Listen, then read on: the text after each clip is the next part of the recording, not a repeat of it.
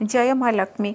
आज गुरुवार देखंतु आपण मान तो देखिथिले मु राति सबू अरेंजमेंट कर देइथिली किंतु सबू वीडियो आपण मानक पाखक आनी पार नथिली।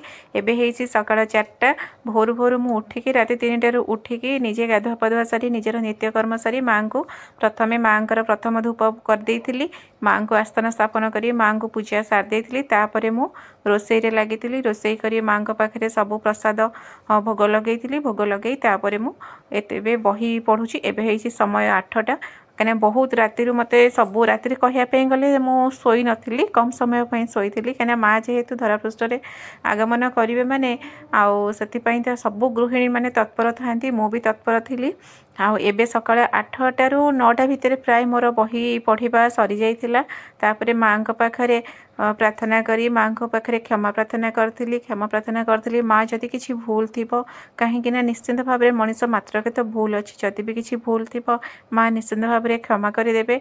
आ माँ आसते निहाती भाव में पाद तो कहारी तले लगे मु एका कौन सबू गृहिणी मानक तो 2 दिन परिश्रम बहुत पड़ी थाए किंतु आत्मतृप्ति लाभ होते। जय महालक्ष्मी जय माँ लक्ष्मी।